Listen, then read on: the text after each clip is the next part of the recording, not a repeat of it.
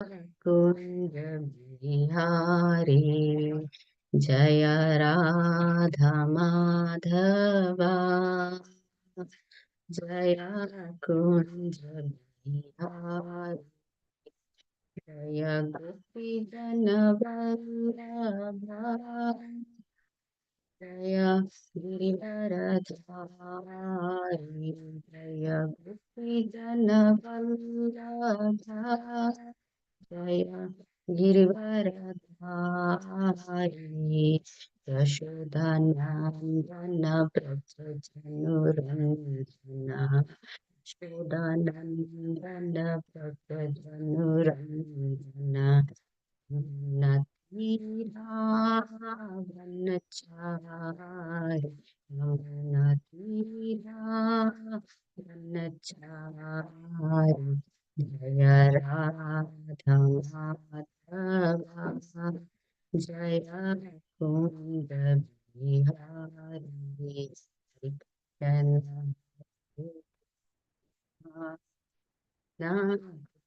हरे हरे हरे राम राम राम हरे हरे हरे कृष्ण हरे कृष्ण कृष्ण हरे हरे हरे राम राम राम हरे हरे कृष्ण हरे कृष्ण कृष्ण हरे हरे हरे राम राम राम हरे हरे हरे कृष्ण हरे कृष्ण कृष्ण हरे हरे हरे राम राम राम हरे हरे हरे कृष्ण हरे कृष्ण कृष्ण हरे हरे हरे राम राम राम हरे हरे कृष्ण हरे कृष्ण कृष्ण हरे हरे जय राधा गिरिधारी राधा गिरिधारी राधा जय राधा गिरिधारी राधा गिरिधारी राधा जय जगन्नाथ जय जगन्नाथ जय बलराम जय सुभद्रा जय गौरांगाय गौरांगाय गौरांगाय जय गौरा जय गौरा हरि बोल हरि बोल हरि बोल जय गौरा हरि बोल जय जय प्रभुपाद प्रभुपाद प्रभुपाद जय जय प्रभुपाद जय जय गुरुदेव गुरुदेव गुरुदेव जय जय गुरुदेव जय जय श्री राधा गिरिधारी भगवान की जय जय जगन्नाथ बलदेव सुभद्रा मैया की जय जय गौर निताई की जय जय श्रील प्रभुपाद की जय जय गुरु महाराज की जय अनंत कोटि वैष्णव वृंद की जय हरिनाम संकीर्तन की जय So once again, dear devotees, thank you for joining today's online Srimad Bhagavatam class. Please accept my humble obeisances. I consider myself very, very fortunate to be given the opportunity to purify myself through this service. So today we are reading from Canto 4, Chapter 25, titled The Descriptions of the Characteristics of King Puranjana. But before that, we'll read a couple of paragraphs from Srila Prabhupada's Leela So please just bear with me whilst I share my screen.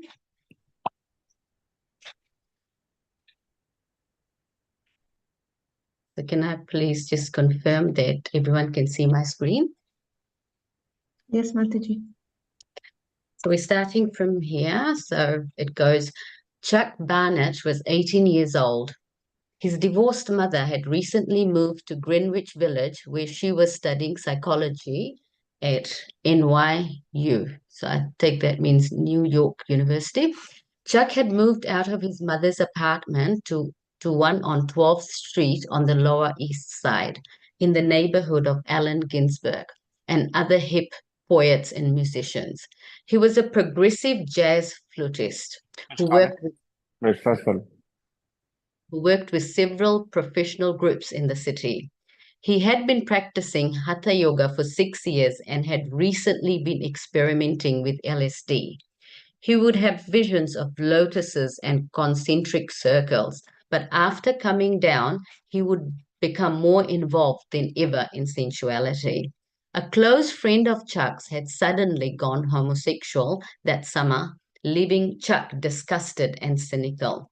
Someone told Chuck that an Indian Swami was staying downtown on 2nd Avenue, and so he came one day in August to the window of the former Matchless Gifts store. Steve Guarino, the son of a New York fireman, had grown up in the city and graduated from Brooklyn College in 1961. Influenced by his father, he had gone into the Navy, where he had tolerated 2 years of military routine, always waiting for the day he would be free to join his friends on the Lower East Side. Finally, a few months after the death of President Kennedy, he had been honorably discharged. Without so much as paying a visit to his parents, he had headed straight to the Lower East Side, which by then appeared vividly within his mind to be the most mystical place in the world. He was writing stories and short novels under the literary influence of Franz Kafka and others, and he began to take LSD to search and experiment with consciousness. A Love Supreme, a record by John Coltrane, the jazz musician, encouraged Steve to think that God actually existed. Just to make enough money to live, Steve had taken a job with the welfare office. One afternoon, during his lunch hour, whilst walking down 2nd Avenue, he saw that the Matchless Gift store had a small piece of paper in the window announcing lectures in Bhagavad Gita, A.C. Bhaktivedanta Swami. So we'll stop here. Srila Prabhupada Leela Amrita Ki Jai.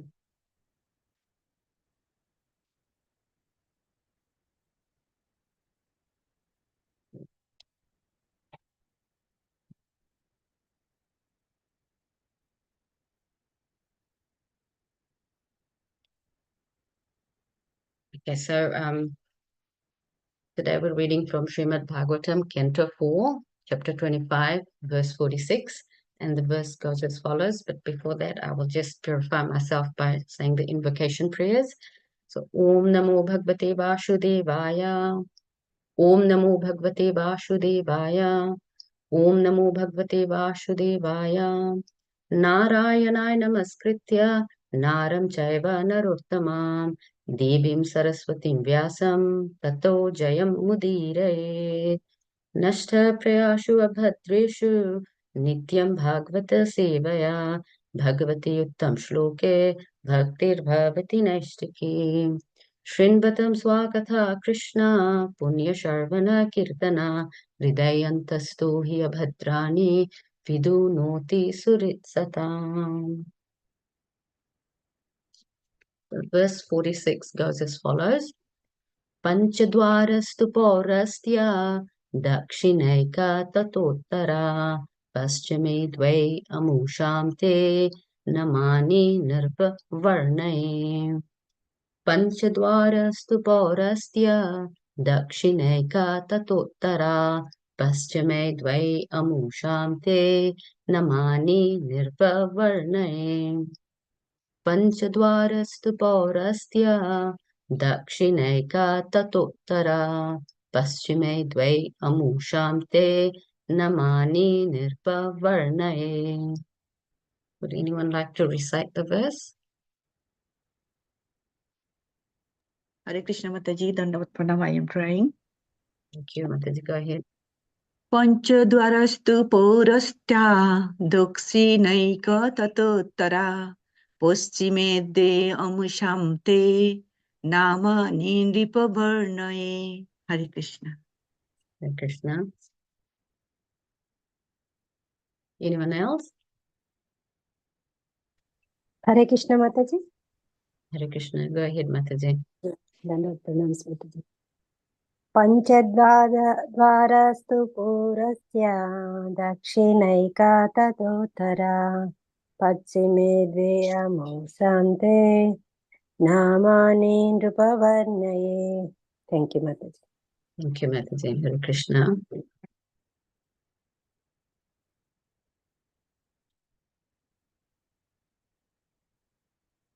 Okay, so we'll read the word for word meaning. Would anyone like to read the word for word meaning? I'll try, Mataji. Thank you. Thank you, Mataji. Pancha, 5. Dwara, doors. 2, then. Paurushtya, facing the eastern side. Dakshina, southern. Eka, 1. Tata, also. Uttara, 1 towards the north. Paschime, similarly on the western side. Dve, 2. Amusham, of them. Te, unto you. Namani, names. Nripa, O king. Varnaye, I shall describe. Thank you, Mataji. Thank you. Translation by A.C. Bhaktivedanta Swami Srila Prabhupada ki Jai. My dear king, of the 9 doors, 5 led toward the eastern side, 1 led toward the northern side, 1 led toward the southern side, and 2 led toward the western side. I shall try to give the names of these different doors. Moving on to the purport. Of the 7 doors on the surface, namely the 2 eyes, 2 ears, 2 nostrils, and 1 mouth, 5 look forward, and these are described as doors facing the eastern side. Since looking forward means seeing the sun, these are described as the eastern gates, for the sun rises in the east. The gate on the northern side and the gate on the southern side represent the 2 ears, and the 2 gates facing the western side represent the rectum and the genitals. All the doors and gates are described below. Om Jnana-timirandasya Jnananjana Shalakaya Chakshur Unmilitam Yena Tasmai Shri Guruve Namah. Jai Shri Krishna Chaitanya Prabhu Nityananda Shri Advaita Gadadhar Shivasadi Gaura Bhaktivinoda. Hare Krishna, Krishna Krishna, Hare Hare, Hare Rama, Rama Rama, Hare Hare. Hare Krishna, Krishna Krishna, Hare Hare, Hare Rama, Rama Rama, Hare Hare. Hare Krishna, Krishna Krishna, Hare Hare, Hare Rama, Rama Rama, Hare Hare. So I'll stop sharing my screen, but before that, I'll just read the translation again. My dear king, of the 9 doors, 5 lead toward the eastern side, 1 lead toward the northern side, 1 lead toward the southern side, and 2 lead toward the western side. I shall now give the names of these different doors. Okay, so in terms of, before we get to our realization or our discussion of the verse in question, or today's verse, I'll just provide a little bit of background and context. I'm sure all of you in the audience have already been following this chapter, but just very, very briefly, we understand so far that Narad Muni is preaching to King Prachinabharashit through a story which is none other than the king's own story. So we understand that King Puranjana story is the story of the conditioned soul. So in other words, it is our story. King Puranjana has, just like us, he has traveled through many, many bodies. He has taken a lot of different births in many, many species. And finally, he gets a body of a human. And this human body allows one the best facilities to enjoy their senses. We also understand that the body is described as having 9 gates, And as I've said before, the living entity is given the best facility to enjoy his senses in the human form of life. We also understand that we have 10 senses, 5 of which are working senses and 5 are knowledge acquiring senses. And these senses have got many, many desires to be fulfilled based on our previous karma. Then, in addition to our senses, we have the mind and intelligence. So, the mind is considered as the 11th sense or as the sense within. And then the intelligence, through the medium of Guru, Sadhu, and Shastra, should be controlling the minds in order to elevate the soul. However, when intelligence is in a contaminated state, it lets the mind become the controller. And as we know from the sastras, that if the mind can be a very good servant, but it's never a good leader. So when given the post of a leader, due to its nature, the mind, as we know, is very restless, stubborn, and very, very strong. It creates chaos for the spirit soul, keeping the soul entangled in the cycle of repeated birth and death. So we see that King Puranjana and the previous verses is very, very keen to associate with material intelligence. And material intelligence has done an excellent job in promoting the happiness that one gets through Grasta life. And the king has actually jumped into that situation. So being bewildered, the king has taken the offer of material intelligence. And a key point whilst going through this is to consider that, like most of us in this forum, we are in the Grasta ashram. So Grasta life itself is not being condemned. It is the absence of putting Krishna in the center that is missing. So we also see that from our studies of Ishopanishad that there is Vidya, which is knowledge or pure knowledge, and then there's avidya, ignorance. The scriptures tell us that any knowledge that is not connected to the source of everything, and the source of everything we know is Krishna, is avidya. So even though we may be highly educated and we may be earning thousands of dollars, if that is not connected to Krishna, we can say that we are in avidya. Krishna says in Bhagavad Gita 10.8, Aham sarvasya prabhavo, matta sharvam pravartate. So I'm the source of everything. Everything emanates from me. And the wise who perfectly know this engage in my devotional service and worship me with all their hearts. So an interesting realization whilst preparing for this verse and whilst reading through the prior verses, when I read through verse 29, and I'll read it out now. So in verse 29, King Puranjana is praising, or we can say he's seducing material intelligence. He says, and I quote, O greatly fortunate one, it appears that you are none of the women I have mentioned because I see that your feet are touching the ground. So the sentence, I see your feet touching the ground, he's saying this in reference to the women not being the goddess of fortune or any other transcendental lady from another planet. So this tells us that the king had some knowledge on spiritual matters because he knew that the feet of someone from the higher planets would not touch the ground. So this sort of tells us that if we look at King Prachina Bharashit, he was he was a pious king, and he was doing a lot of yagnas. He got entangled in fruitive activities, but he was always surrounded by elevated or brahmanas who are well knowledgeable in the Vedas. So he did have the association of a lot of brahmanas, and yagnas and, fruitive activities is part of the Vedas. However, what was missing in King Parichanabharishit's life was having proper guidance through a spiritual master. So hence Narad Muni coming at the opportune time was the best thing for the king, because it would save him in terms of the path that he was going into. So if we look at the role of a guru, we can look at it as, if we look at a triangle, right at the top of the triangle, we have Krishna. So the ultimate goal is to get the love of Krishna.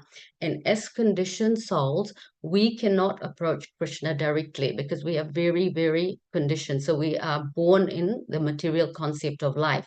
However, the gurus, our spiritual masters, are pure devotees of Krishna.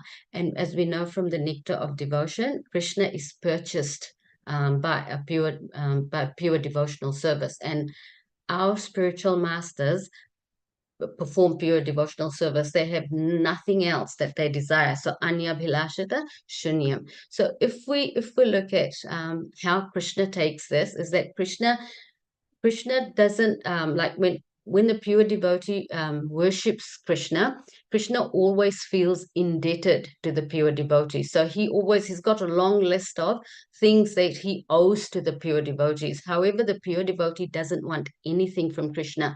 He's anya bhilashita shunyam, nothing. So when we approach the spiritual master, we get mercy that comes from Krishna through the medium of the spiritual master, because Krishna then says, okay, now I know how I can pay or the debt that I'm owing to my pure devotee. So that's how that mercy flows through to us. So going back to that triangle, Krishna is at the top. On one end, we've got the spiritual master. On the other hand, on the other side of the triangle is ourselves as conditioned souls. So hence we can't approach Krishna directly because Krishna is only hungry for pure devotional service, and we don't have that, but the spiritual master does. So reading through the story of King Puranjana so far, or King Parichana Parishit, it's obvious that even though he was always in the association of brahmanas who are very, very well versed with scriptural knowledge, what was missing was the absence of a guru. And of course, we know that Narad Muni, being Trikala Jana, he knows the past, present, and the future. He knows he's a perfect preacher in terms of knowing exactly how to preach to the king, so that the king could understand the message. So moving to this verse itself, we see that Narad Muni is speaking about the position of the 9 doors or the 9 openings in the human body. These 9 openings are the facilities provided by material nature that allows a conditioned soul to enjoy. So on a material platform, the senses in the human form allows one best facilities for sense enjoyment. So for example, in the lower forms of life, say for example, if we look at a cat or a dog, they also have 9 gates, but they can only use it based on their inherent nature. So for example, they don't plan what they'll eat. When they are hungry, they look for food and they eat whatever they find or whatever their owners provide. Likewise, there's no planning in terms of who would I be mating with or where would I sleep. They just carry whatever they need to do based on their inherent nature. Human beings, on the other hand, due to developed intelligence, can employ their senses to heighten sense gratification. So they are continuously eating, sleeping, protecting, and mating, just like animals, but in better facilities. So as we know, that is exactly what the vast majority of the human population are doing. But on the other hand, we have to understand that from Shastras tell us that the purpose of being given a human body is for something else, so for a higher goal, which would be for our ultimate benefit. So on a spiritual platform, the same senses can allow us in this material world to end all our business and go back to Krishna. So there was another interesting analogy that we can use here. I was listening to this class by Gokuleshwar Prabhu. He was saying that our position is exactly like that of Hanuman. So Hanuman had forgotten to fly. And the reason why he had forgotten to fly was, as we know, that when he was young, he was very, very mischievous. So he was using his power to fly and having all that immense strength.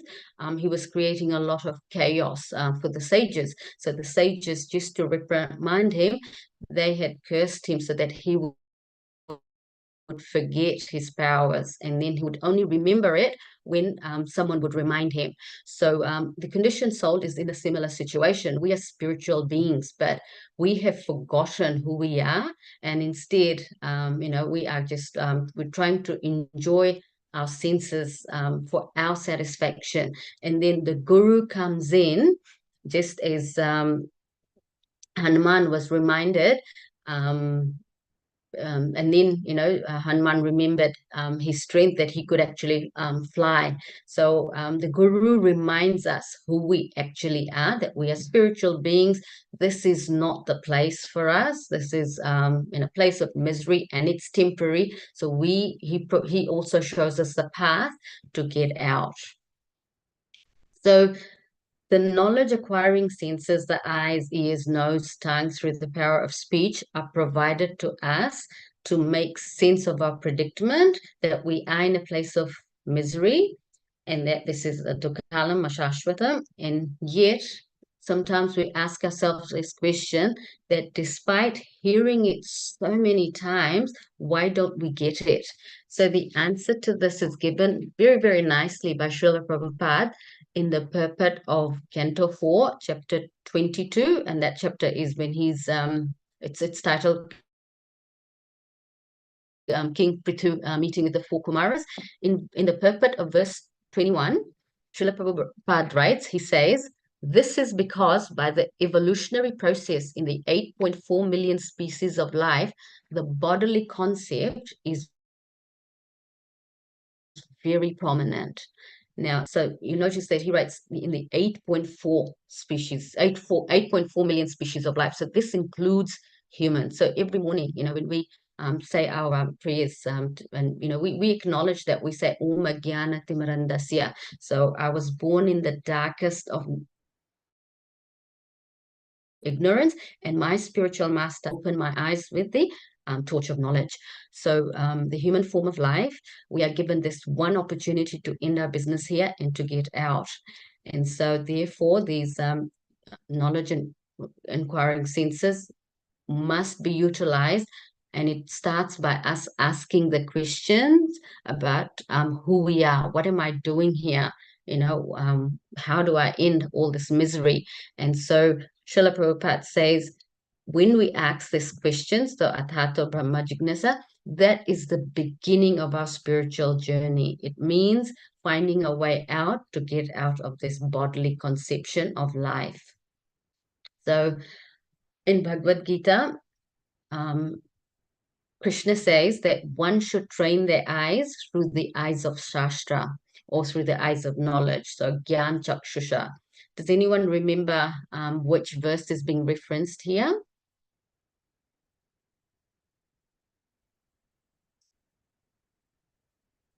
No?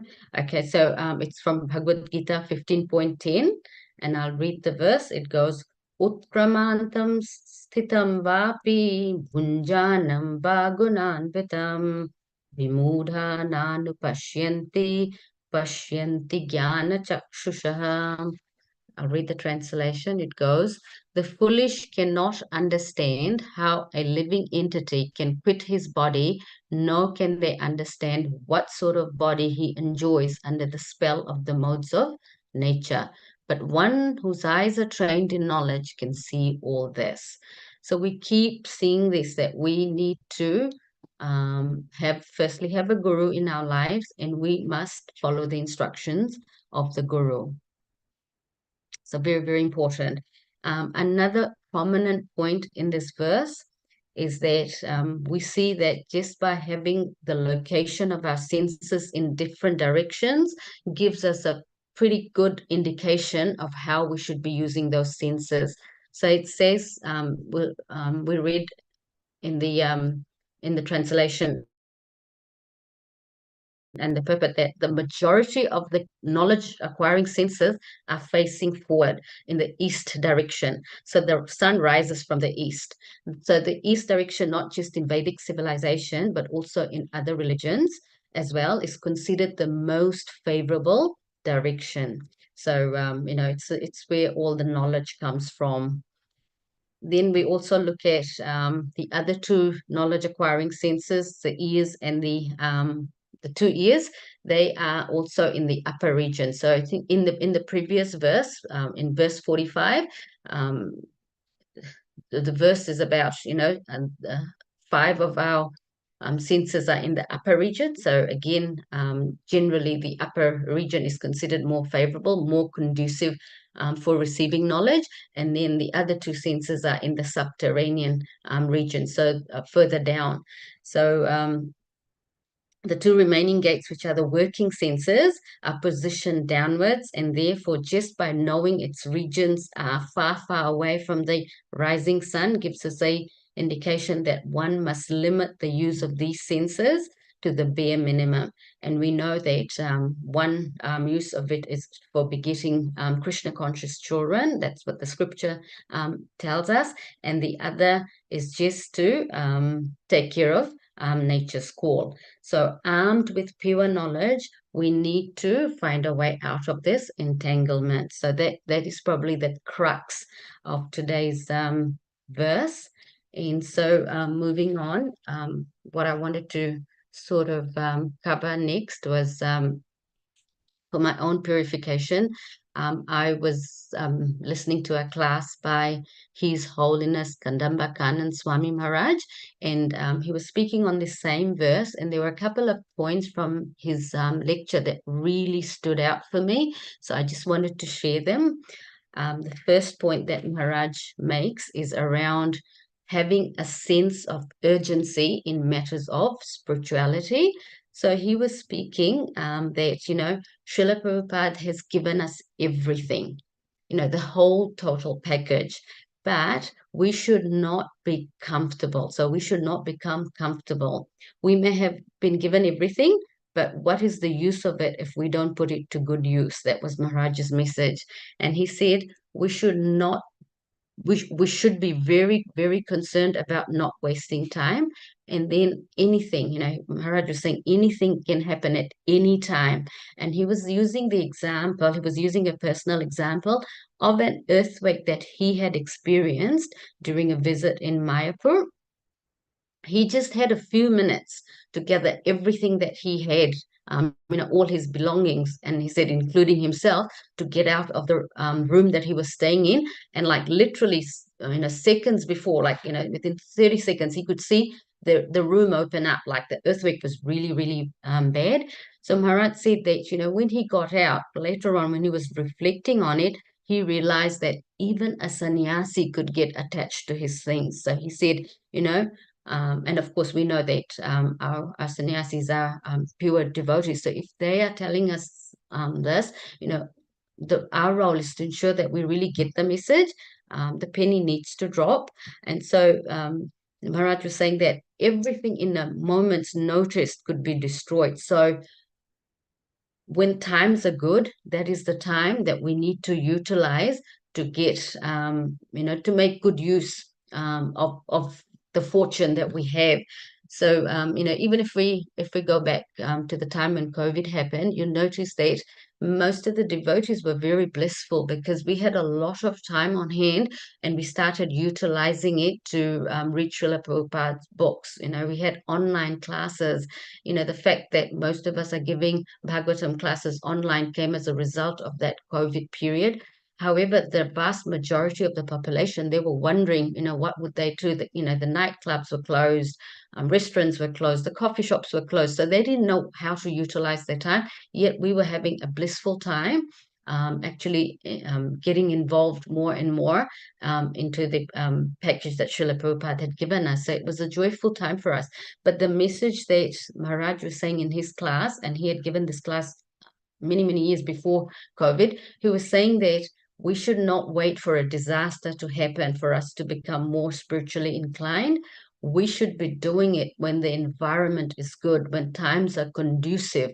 He gave the example that, what would happen if we lost all of Srila Prabhupada's books, like if it was destroyed in a disaster. So he said, now is the time when times are good to get serious about your spiritual life. The second point that Maharaj made was around reflecting on your past life to become serious in this life. So Maharaj said when he was a young devotee, he often used to wonder about his previous life, and the more he wondered about it, so he said, during a later part of his life, he picked up all his journals that he used to write as a young devotee. And he said in one particular page, he was giving options when he was thinking about his previous life. And he said he could have been one of two things, right? So he said he could have been in the body of an animal. So he wrote down, I could have been a rat or a worm. And then the second option was that he may have been a human. He may have had a human body in the previous life. And he said that the more he thought about it, the more he liked the option that he would have been in an animal's body. And he said, why? Because that meant that he had received an exalted devotee's mercy and was elevated to receiving a human birth to start his devotional journey. So, for example, he said if he would have been a worm, an exalted Vaishnava would have vomited and it would have fallen on him, and thus he received that mercy. Likewise, if he would have been a rat, and this is Maharaj reading from his journal, he may have come across Krishna's mercy through Krishna's prasad, and he would have taken that, and bingo, in his next life, he was able to get into a human birth.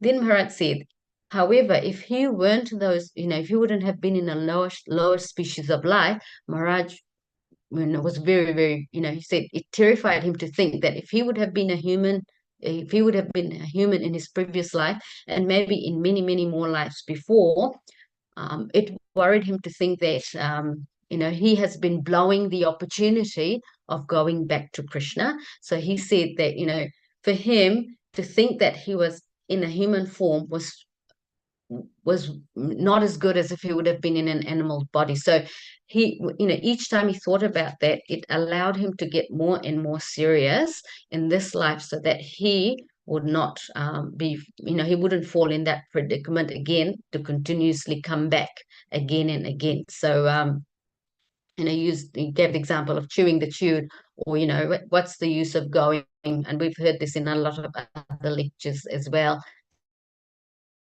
what's the use of going to the airport if you're not going to fly off? So whilst listening to Maharaj, I was wondering, what exactly, how does it apply to us? So very often we get comfortable, and I'm speaking of myself here, because we read about, Krishna says in Bhagavad Gita that there's no loss, for one who is on this path. If you miss the opportunity in your next life, you continue exactly from where you left off your devotional journey. And so that's very helpful. So that gives us a lot of hope.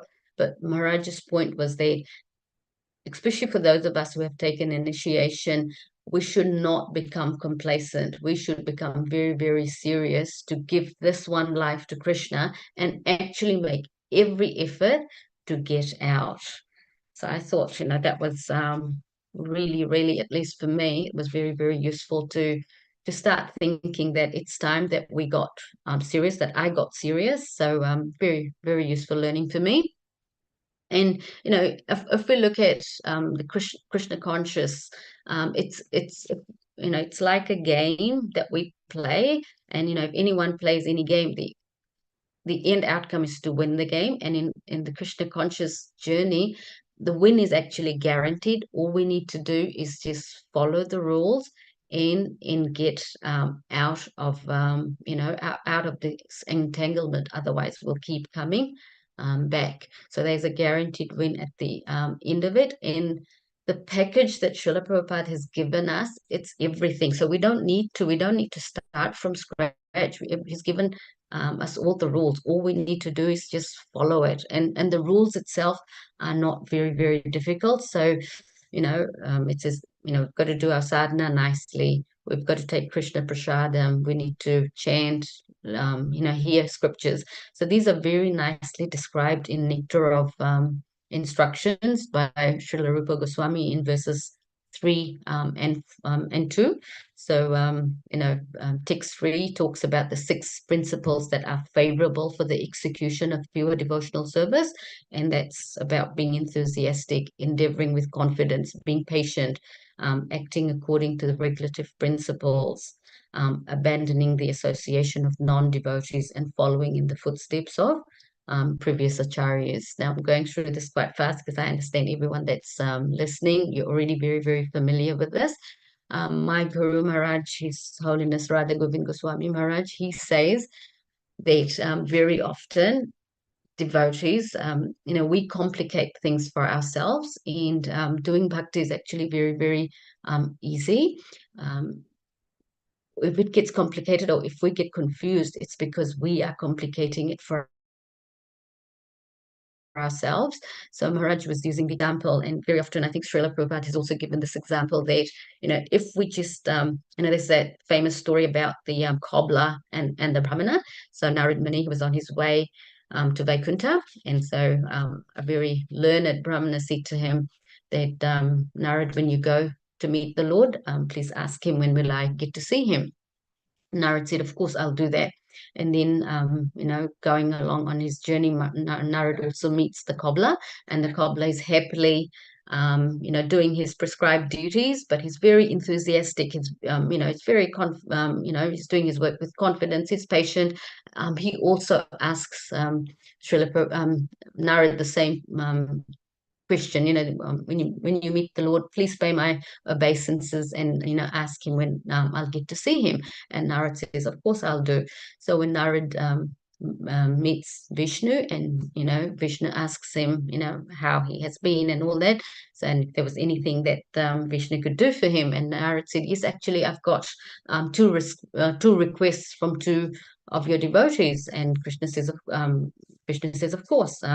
And so when Narad tells him, Krishna says that the Brahman is going to come to me after many, many lifetimes. And you can tell the cobbler that at the end of this very life, he will come back to me. So Narad was very, very surprised. So Narad asked, and Krishna said to Narad, if you meet them and they ask what I was doing, just tell them that I was reading an elephant through the eye of a needle. So when Narad comes back, he meets the Brahmana, and the Brahmana asks him, did you ask?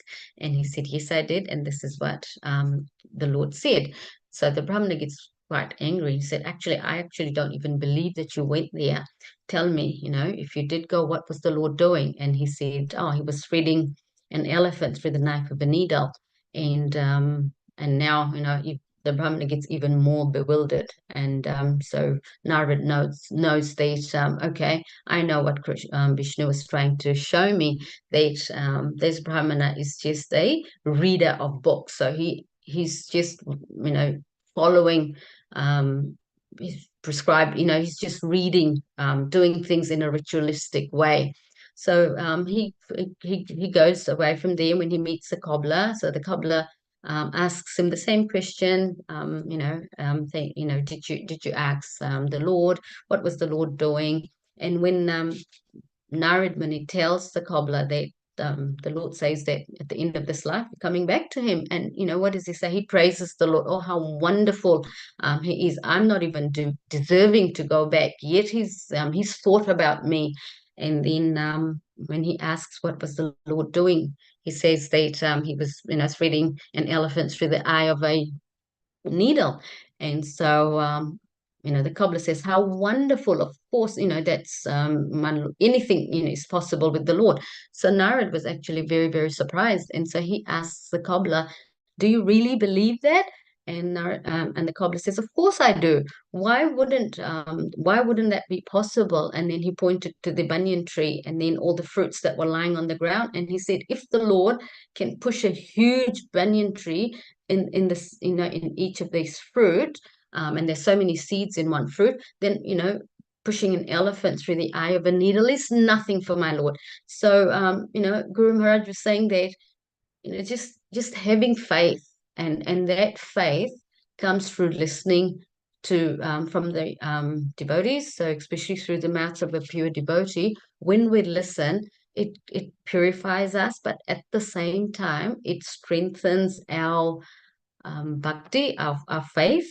So the key point that Maharaj was making was that we must, having been given the opportunity, we must utilize our time in learning, in listening to Bhagavatam, and then, of course, our sadhana, keeping it very, very staunch. So I thought that was really worth sharing. And so that's probably all that I've got to cover today. In terms of summarizing the class, I would say that there's a couple of things that we've covered today. The first is that our knowledge acquiring senses, we need to connect ourselves with Krishna in order to subdue our lower nature, and we must use our Gyan Chakshusha, eyes of knowledge, from three angles: from the angle of Guru, Sadhu, and Shastra. So, not just, thinking that we can do it ourselves is probably the worst conception. Then we also, the key verse was all around the position and direction of the 9 gates, provides us a very good indication on its usage, and we can connect the dots by possessing pure knowledge. We understand that vidya is understanding Krishna, and avidya is everything or anything that is not connecting us to Krishna. And then there must be a sense of urgency in matters of spirituality. We must do our best in order to get out of a cycle of birth and death while the environment is conducive. So I will end here and open the floor for anyone to add to what I've covered, or to please correct me if I've said anything that was probably not aligned to Shastras. So Hare Krishna.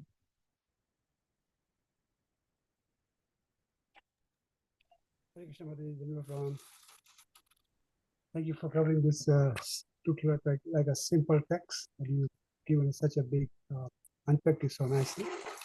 And I really like the point that we should the spiritual side, we should give a lot of prominence, we should be compassion. That's what coming up. Thank you very much, Mataji, for this wonderful class. Hare Krishna. Thank you, Prabhuji. Hare Krishna. Hare Krishna Mataji, Dandavat Pranam. Very nice class. Thank you. Again, it's a reminder how to engage our senses in Lord service. The senses actually for Lord service, and He is that proprietor of everything.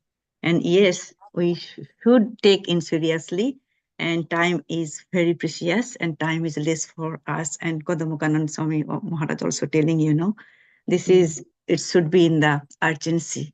Thank you, Hare Krishna. This is my takeaway point. Thank you, Mataji. Thank you. Okay, so if there's no other comments or additions, then we can end the class here. So Granth Raj Srimad Bhagavatam ki Jai. Vancha kalpatarubhyascha kripa sindhubhyo eva cha patitanam pavanebhyo vaishnavebhyo namo Vaishnavebhyo namo. Anantakoti Vaishnav Vrinda ki ki jai. jai. Har Grace Ranga Devi Mataji ki jai. Srila Prabhupada ki jai. Gaur Premanande Hari Hari Hari Bol. Hari. All glories to assembled devotees. Hare Krishna. Hare Krishna.